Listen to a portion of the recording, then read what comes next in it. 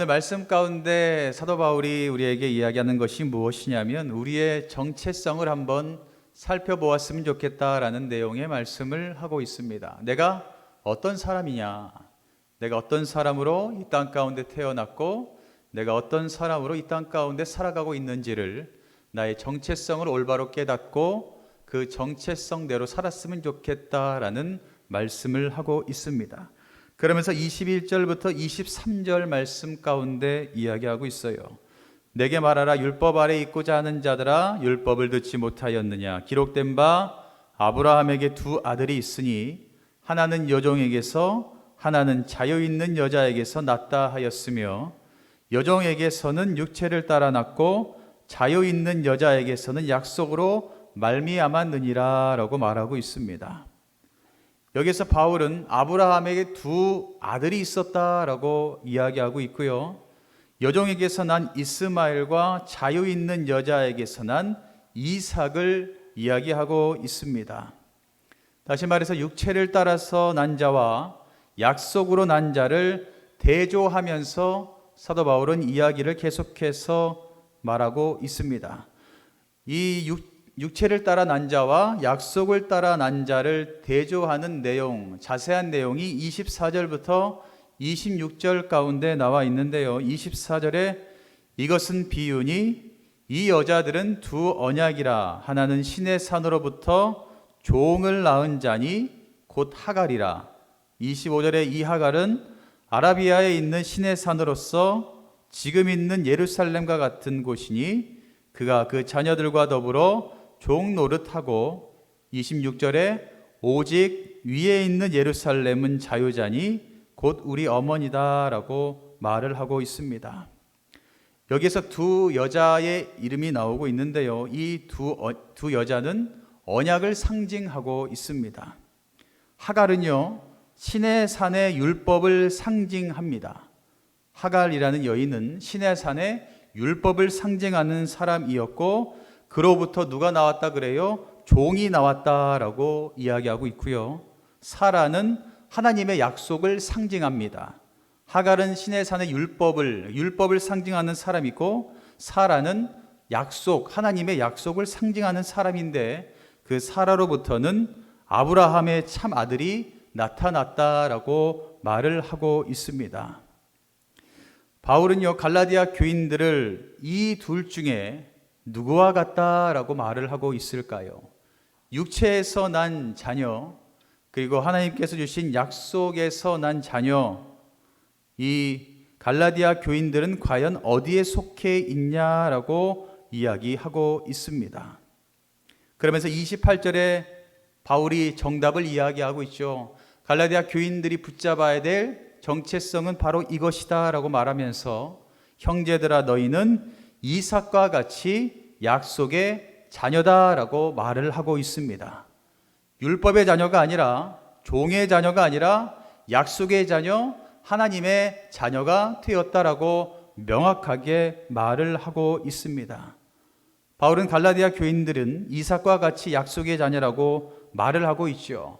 여기에서 말하는 약속의 자녀라는 것은요, 더 이상 율법 아래 종이 아니다라는 뜻을 담고 있습니다. 더 이상 율법으로 사는 자가 아니라 그 율법을 지키고 어기고 이것으로 신앙의 좋고 나쁨을 판가름하는 것이 아니라 이제는 하나님의 약속의 말씀을 따라 사는 사람, 그렇게 약속의 자녀가 되었다라고 갈라디아 교인들에게 이야기하고 있습니다. 사랑하는 성도 여러분, 여러분들은 어떤 자녀의 삶을 살아가고 있습니까? 과연 우리는 율법에 얽매여서 옛것에 얽매여서 행위만을 바라보면서 신앙생활을 하고 있습니까? 아니면 하나님께서 우리를 자녀 삼아 주시고 하나님께 주신 그 약속을 붙잡으며 믿음 가운데 날마다 살아가고 계십니까? 우리가 명확하게 기억하고 믿어야 될 사실이 무엇이냐면 우리는 복음을 따라 사는 사람입니다. 믿으십니까? 우리는요, 세상 그 어떤 것보다 중요한 복음을 마음 가운데 품고 복음을 따라 살아야만 되는 사람이다라는 것을 기억하시기를 바랍니다. 복음이 무엇이라고 말씀드렸어요? 나를 위해서 하나님께서 아들을 보내주시고 예수 그리스도의 십자가의 그 피 흘리심으로 말미암아 우리가 죄인에서 하나님의 자녀로 거듭난 것, 그것을 복음이라고 이야기합니다. 다시 말해서 복음은요, 그리스도를 믿는 자에게 하나님의 의롭다 하심을 주겠다라는 그 약속을 얻게 되는 것을 이야기합니다. 여러분들, 율법, 우리의 행위나 노력으로 의로움을 받을 수는 절대로 없습니다.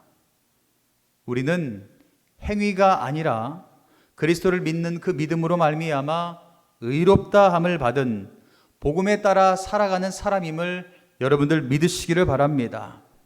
어떤 사람이 행위로 말미암아 의로움을 얻을 수 있겠습니까? 그러한 사람은 이 세상에 존재하지 않습니다.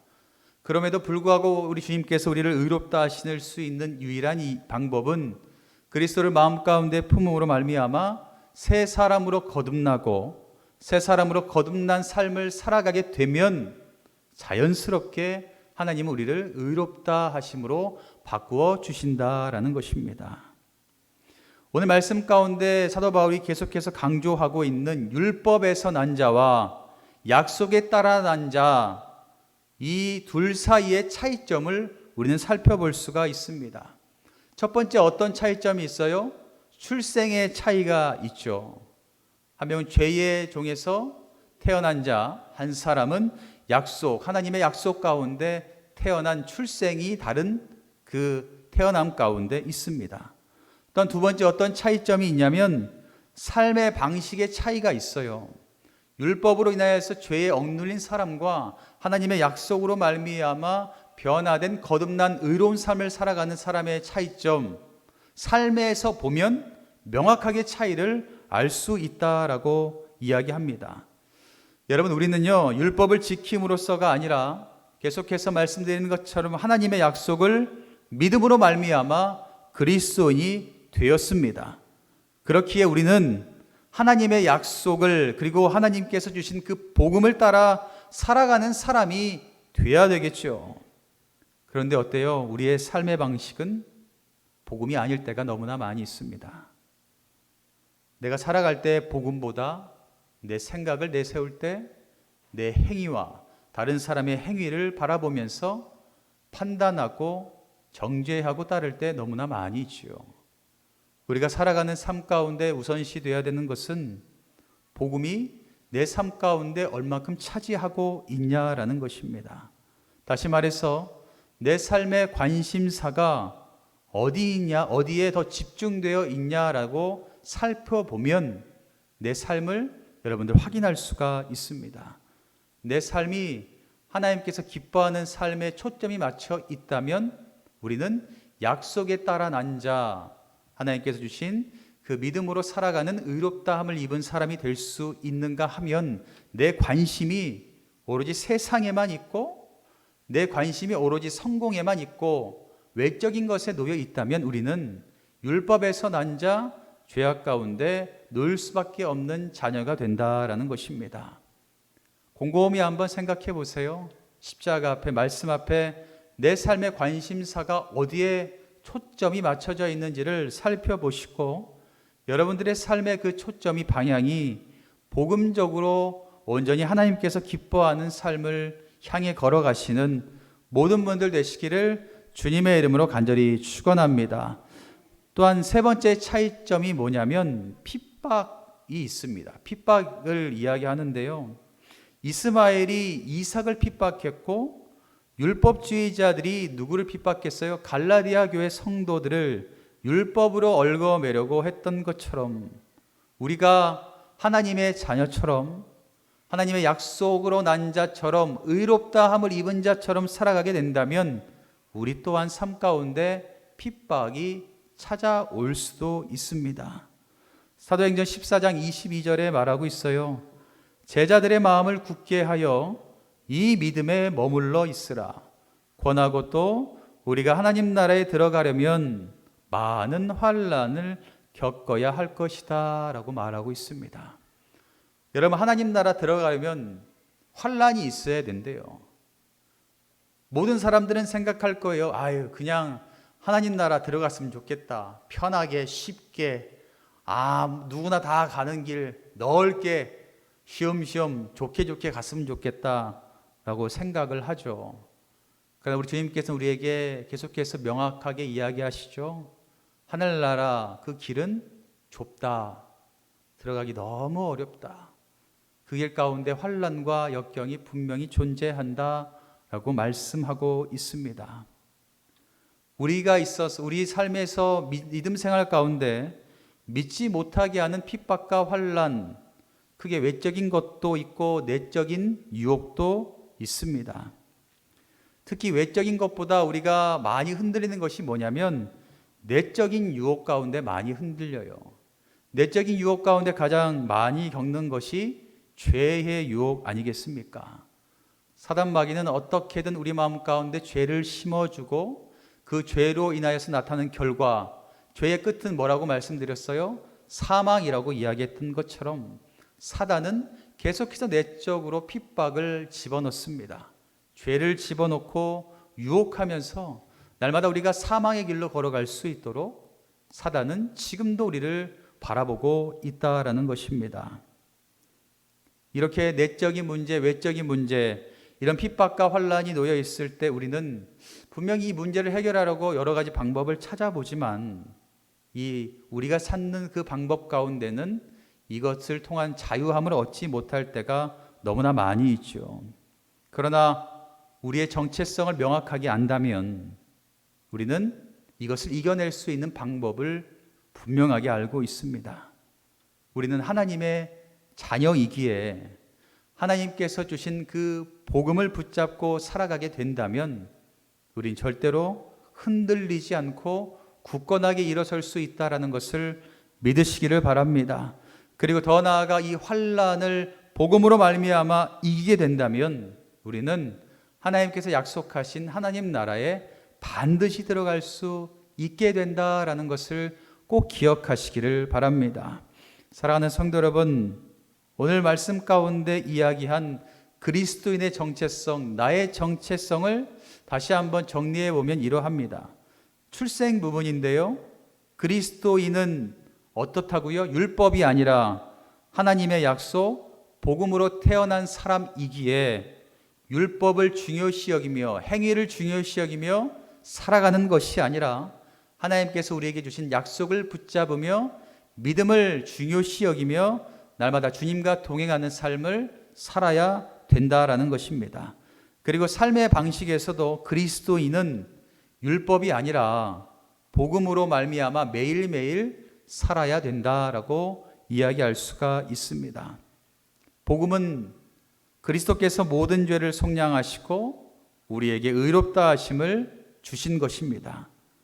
그러므로 우리가 선하게 살아야 되는 이유는요, 그래야 의롭게 되기 때문이 아니라 의롭다 하심을 주셨기 때문에 우리는 그렇게 살려고 몸부림쳐야 되지 않겠습니까?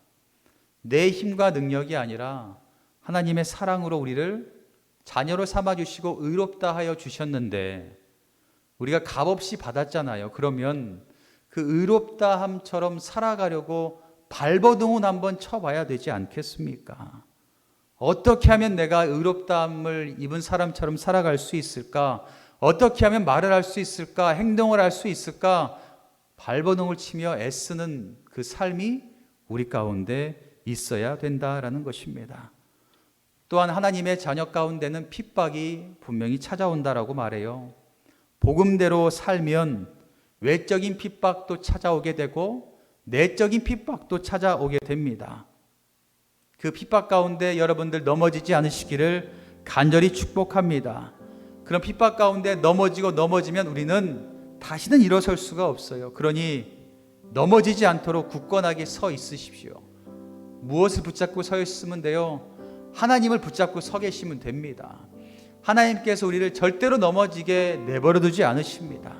하나님을 붙잡고 하나님 곁에 잘 붙어 있으면 우리는 하나님께서 주시는 그 놀라운 은혜의 영양분을 입고 강건해지고 어떤 어려움과 핍박 속에서도 흔들리지 않고 이길 수 있는 우리가 된다라는 것입니다. 사랑하는 성도 여러분, 한 주간도 여러분들의 정체성을 잘 기억하시기를 바랍니다. 그리고 그리스도인답게 사시기를 간절히 축복합니다. 내가 하는 생각과 말과 행동, 그런 것들을 잘 기억하면서 하나님께서 우리를 의롭다라고 불러주셨는데 과연 나는 의로운 삶을 살고 있었나? 그렇게 살지 못했다면 오늘부터라도 그 의로움을 가지고 살아가는 여러분 되시기를 간절히 바랍니다. 바른 복음을 마음 가운데 새기고 그 복음대로 살아가는 삶, 그것이 바로 이 시대에 꼭 필요한 진정한 그리스도인의 삶이라는 것을 기억하시고 그렇게 주님과 함께 동행하며 의로움 가운데 살아가시는 모든 분들 되시기를 주님의 이름으로 간절히 축원합니다.